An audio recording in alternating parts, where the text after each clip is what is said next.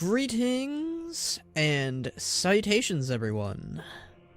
So, upon venturing through the many landscapes of the dragons on the Dragon Isles, one of our tasks was aiding the Bronzeflight with their Oathstone, during which we go on a crazy adventure through different timelines and different moments of time to try and save the time-lost Chromie and the infinite dragon Eternus.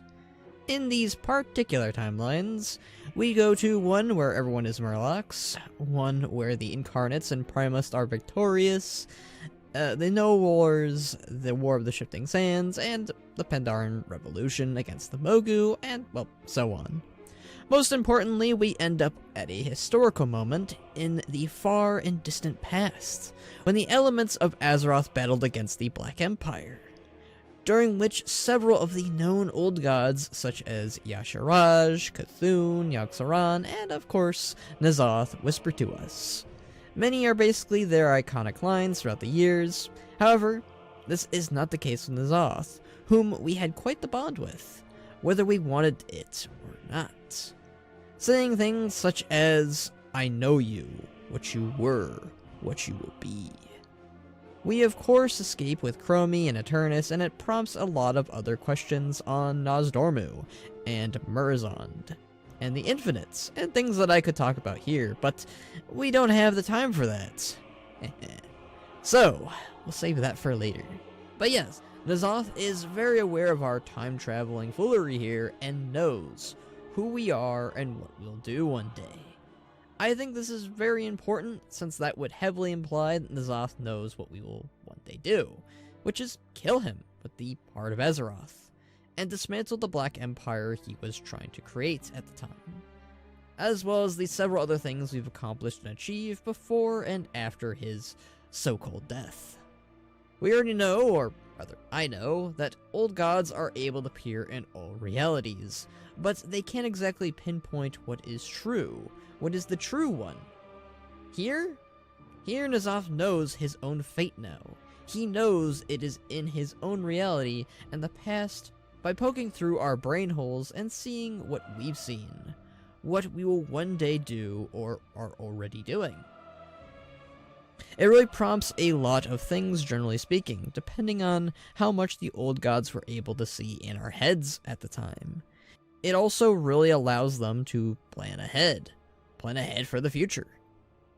Which, really, my own interpretation here by the way, of course, means that Nzoth knows how we would kill him, and furthers up one of my older theories that Nzoth is not only still active, but knew how we were going to kill him and planned accordingly.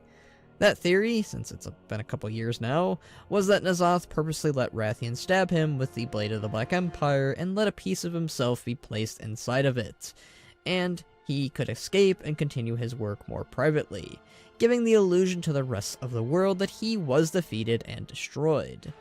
Alternatively, he could have also used the Nya'Lotha's magics, which, if you remember the time, Nya'Lotha was a very misgiving world, that he could have made it look like he died using those illusions, using those magics.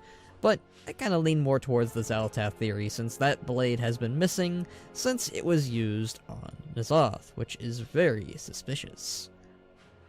This really gives Nzoth an extra edge compared to his brethren, whom might also witness their own ends and fates thanks to us, but it's Nzoth who interacts with us the most, making me think that, yeah, he's more aware of his future and more aware of what is going on, considering his brethren aren't exactly doing so hot.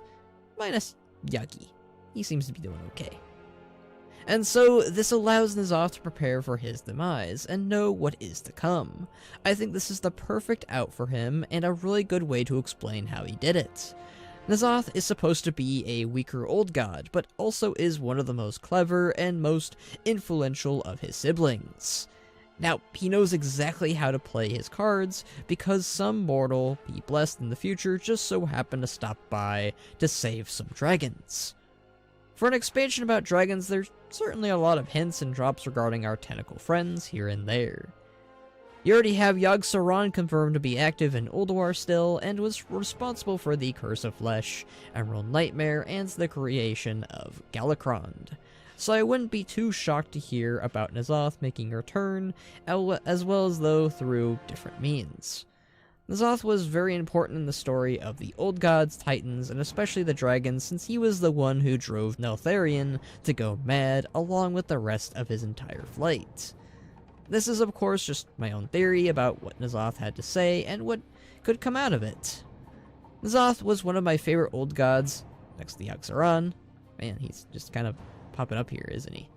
And I've always felt his story's end was not only rushed, but was told rather poorly near the end. A good villain, but wasn't treated with the necessary amount of time. So, this gives me some hope that maybe, just maybe, he's coming back with a vengeance. Oh, give me that Black Empire expansion, please.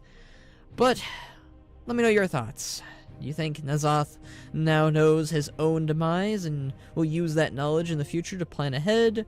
Or do you think Nzoth is truly defeated and this was just him giving us a friendly nod? Let me know your thoughts down below. If you guys like this video, feel free to like, subscribe, and all that jazz. Ring that bell if you can, or if you want to support me on my Patreon like these amazing folks here, you should do so. But until next time, my friends,